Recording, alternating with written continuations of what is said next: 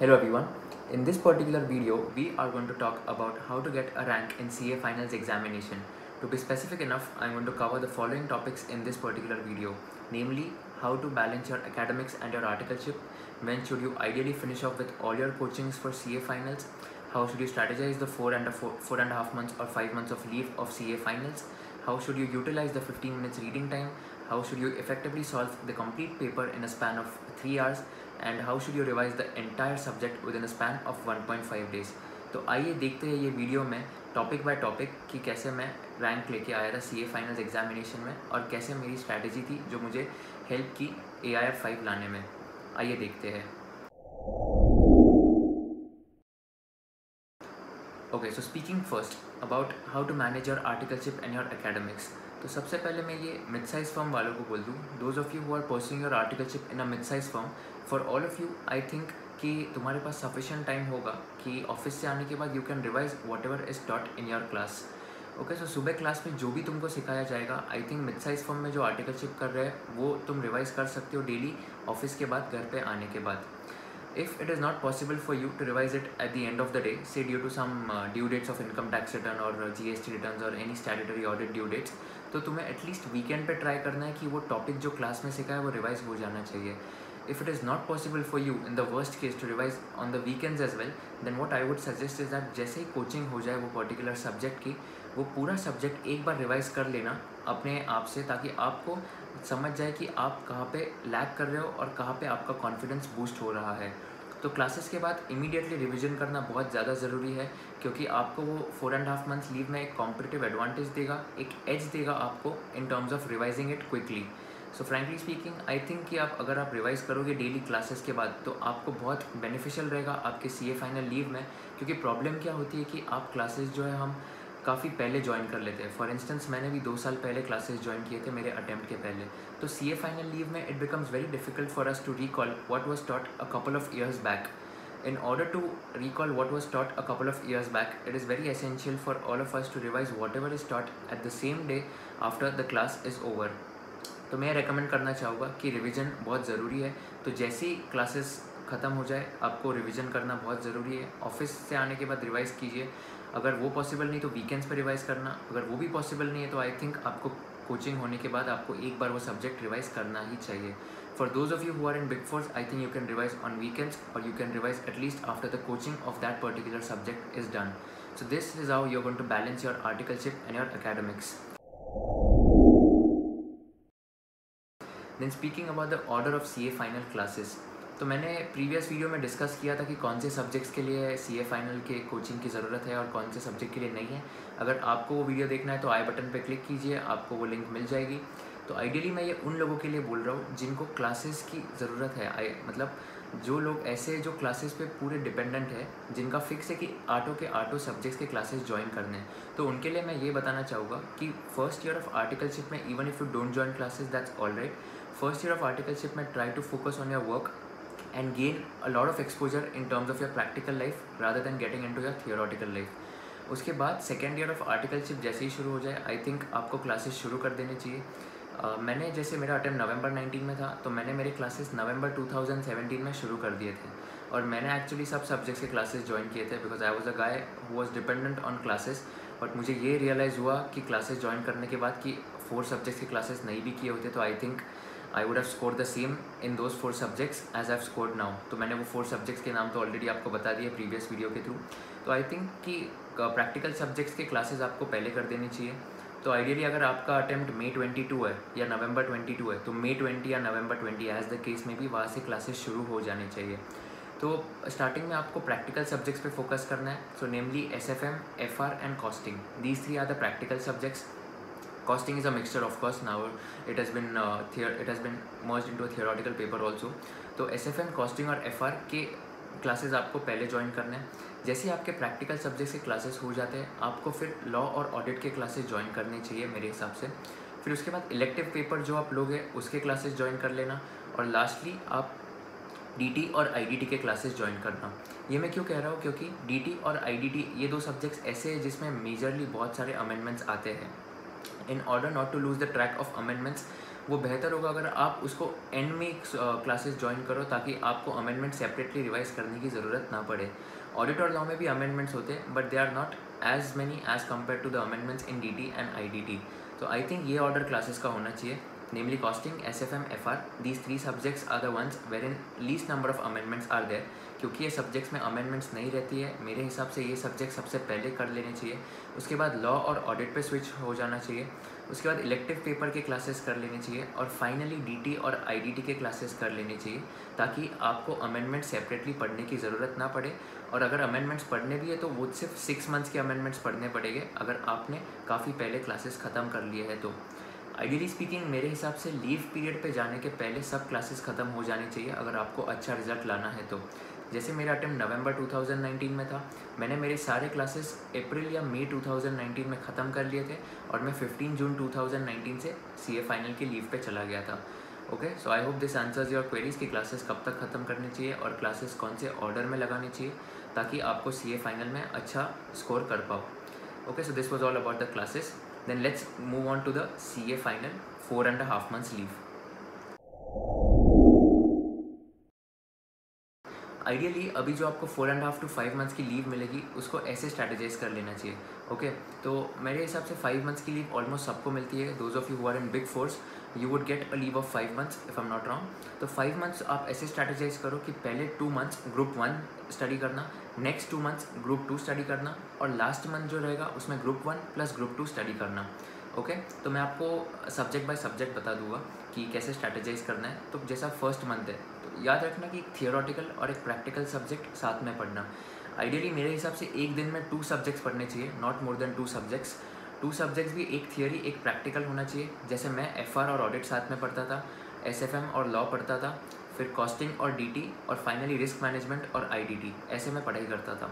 तो FR और audit पढ़ने से क्या होता है कि आप प्रैक्टिकल सम सॉल्व कर लेते हो, और ऑडिट के लिए जो थियोरेटिकल पार्ट है वो थोड़ा मोनोटोनस रहता है, तो आप काफ़ी बोर हो जाते हो। तो इसीलिए एक प्रैक्टिकल और एक थियोरेटिकल सब्जेक्ट करना ज़रूरी है, ताकि आप पूरा दिन बोर ना हो जाओ थियोरी पढ़ने से ही। तो आइडियली मेरे हिसाब से सुबह का टाइम जो होता है, जैसे मैंने प्रीवियस वीडियो में शेड्यूल बताया था, सुबह का टाइम जो होता है उसमें ऑडिट पढ़ना चाहिए। तो मैं सुबह उठ के डेली 5-5:30 AM को ऑडिट पढ़ता था, और जैसे ही फर्स्ट हाफ तक मेरे ऑडिट के 6 घंटे हो गए, तो next 6 hours I used to switch to FR। एक दिन में मैं आइडियली 12 आवर्स पढ़ाई करता था। मैंने प्रीवियस वीडियो में भी बताया था कि 12 आवर्स के स्लॉट्स कैसे थे मेरे। तो ये वीडियो में मैं ये डिस्कस करूँगा कि कैसे मैंने सब्जेक्ट्स को अलोकेट किया था। तो 15 to 20 डेज आइडियली एक सब्जेक्ट को लगना चाहिए। तो since 2 months are there for group 1, 15 days per subject is a sufficient time। तो 15 डेज़ में आपका पूरा ऑडिट हो जाना चाहिए। तो 15 डेज़ में कैसे बोल रहा हूँ कि 15 फुल डेज़। अगर आप एक दिन में 6 घंटा ऑडिट पढ़ रहे हो और एक ही दिन में 6 घंटा FR पढ़ रहे हो, तो एक महीने में आपका FR और ऑडिट दोनों हो जाना चाहिए। नेक्स्ट मंथ में SFM और लॉ हो जाना चाहिए। तो आइडियली सुबह आई थिंक आप थियोरी सब्जेक्ट पकड़ लेना, और थियोरी सब्जेक्ट लेने के बाद आप सेकेंड हाफ के बाद आप प्रैक्टिकल सब्जेक्ट में स्विच कर सकते हो। तो ये मेरी स्ट्रैटेजी थी। तो मैं सुबह थियोरेटिकल सब्जेक्ट लेता था, फिर दोपहर को प्रैक्टिकल सब्जेक्ट लेता था, और इसी के तरह मैंने CA फाइनल के 4.5 मंथ्स यूटिलाइज़ किए हैं। तो फर्स्ट रीडिंग के time I would recommend all of you to read all your class notes और रेफरेंस बुक्स जो भी है, उसी के साथ मॉड्यूल भी पढ़ लेना। तो नेक्स्ट वीडियो में मैं ये बात करने वाला हूँ कि मैंने क्या रेफरेंस बुक्स किए थे CA फाइनल के लिए, और कैसे मैंने हर एक मटेरियल यूज़ किया था, वो आप देखेंगे नेक्स्ट वीडियो में। तो आप जो भी पढ़ रहे हो तो उसके साथ मॉड्यूल्स भी पढ़ लेना, जो चैप्टर्स के लिए रेलेवेंट है, जो सब्जेक्ट्स के लिए मॉड्यूल्स रेलेवेंट है। और उसी के बाद आप एक लास्ट रीडिंग में आपको जो भी आपने मार्क किया है फर्स्ट रीडिंग में, आपको वो लास्ट रीडिंग में पढ़ना है। तो मेरे हिसाब से 3 readings would be more than sufficient to get a good result. लेकिन these 3 readings should be such that कि फर्स्ट रीडिंग में आपको सब मेमोराइज हो जाना चाहिए, आपके सब कॉन्सेप्ट्स क्लियर हो जाने चाहिए, ताकि सेकेंड और थर्ड रीडिंग में आपको दिक्कत ना आए रिविजन के time. Okay, so 2 months group 1, next 2 months group 2, ऐसे मैंने 6 आवर्स थियोरी 6 आवर्स प्रैक्टिकल में डिवाइड किए थे। और last month now I would recommend all of you to study in reverse order, क्योंकि FR का पेपर सबसे पहला होता है। तो मैंने IDT शुरू किया था, IDT, DT, risk management, costing, law, audit, SFM, FR, ऐसे मैंने किया था लास्ट मंथ। और हर एक सब्जेक्ट को 4.5 डेज मैक्सिमम दिए थे, क्योंकि रिस्क मैनेजमेंट का बहुत छोटा सब्जेक्ट था, तो मैंने उसको एक दिन में निपटा लिया था। और बाकी सब्जेक्ट जो बहुत वास्ट थे, DT और IDT, उसको 5 डेज़ दिए थे। तो लास्ट मंथ में आइडियली आपको 4 to 5 डेज़ पर सब्जेक्ट की स्ट्रैटेजी रखनी है, रिवर्स ऑर्डर में रिवाइज करना है, स्पेसिफिकली IDT से स्टार्ट करना है, FR में एंड करना है, क्योंकि FR के पेपर के 4-5 दिन पहले आपको FR की रिवीजन शुरू कर देनी चाहिए। इसलिए रिवर्स ऑर्डर में मैं रेकमेंड करता हूँ कि स्टडी करना चाहिए। और रिवर्स ऑर्डर में स्टडी करने के बाद आपको लास्ट मंथ में सब mock test papers, revision test papers, ICAI के सैम्पल MCQ क्वेश्चन सब सॉल्व करने हैं। अगर आपके पास बहुत टाइम है तो I think you can use the first 4 months also to solve the mock test and the revision test papers. However, if you don't have time, which was the case with me, so I used the last month to solve my mock test and the revision test papers. It is very essential to solve at least one mock test series at the examination center. If it is not possible for you to go to the examination center, try writing at least one mock test series at your home and evaluate it by yourself or give it to some external tutor so that you get to know where are you lacking and where you are getting confidence. तो ये बहुत important है कि एक mock test की series आप दे देना ताकि आपको फाइनल एग्जामिनेशन के पहले आइडिया आ जाए कि आप पूरा पेपर कंप्लीट कर पा रहे हो या नहीं। तो ये थी मेरी 4.5 months की CA फाइनल की स्ट्रैटेजी। अब ये देखते हैं कि 1.5 डेज़ में कैसे मैंने ऑलमोस्ट सब सब्जेक्ट्स का एंटायर रिवीजन किया था। तो मैं आपको ये अभी बता देना चाहूँगा कि आप जब फर्स्ट रीडिंग करोगे तभी मार्क कर लेना कि क्या आपको चीज़ें सेकेंड और थर्ड रीडिंग में पढ़नी है। For instance taking a subject like SFM में काफ़ी सारे क्वेश्चन है फॉरेक्स में जो कि मुझे डिफ़िकल्ट लगते थे, तो इसीलिए मैंने R मार्क किया था, R फॉर रिवाइज। तो जो क्वेश्चंस R मार्क किए थे वो मैंने 1.5 days before the examination revise किए थे। ऐसे क्वेश्चंस जो आपको बिना देखे भी आ जाएंगे, बिना आंसर देखे भी आ जाएंगे ईजिली, वो क्वेश्चंस को कट कर देना है, वो क्वेश्चंस रिवाइज नहीं करने हैं, क्योंकि वो क्वेश्चंस अगर एग्जाम में पूछे भी तो आप सॉल्व कर पाओगे।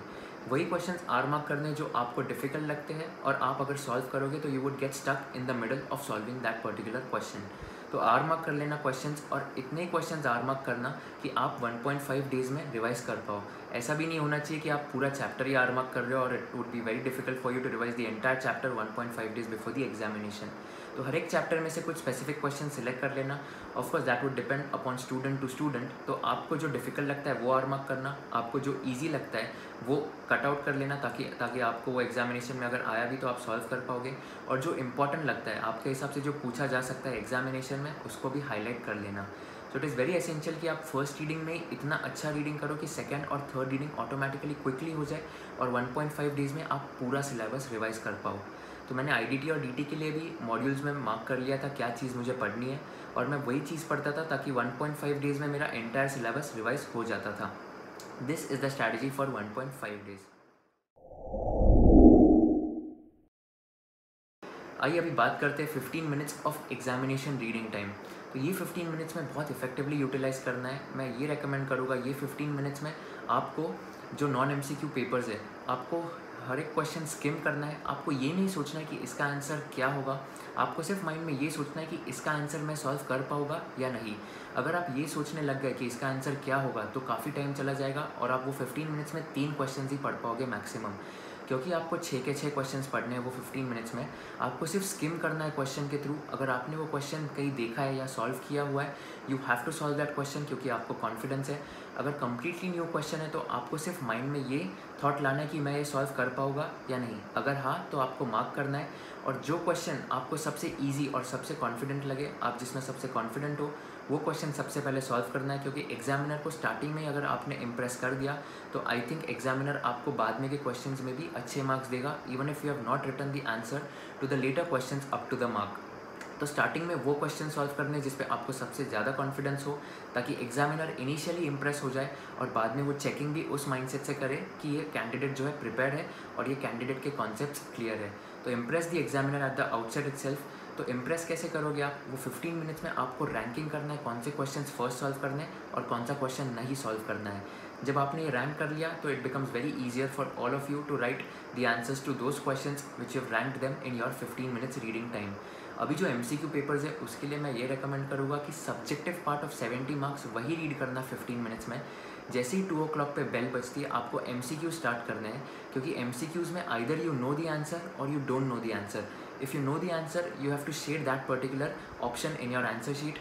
If you don't know the answer, still you have to bluff and you have to shade that answer in your answer sheet because there is no negative marking.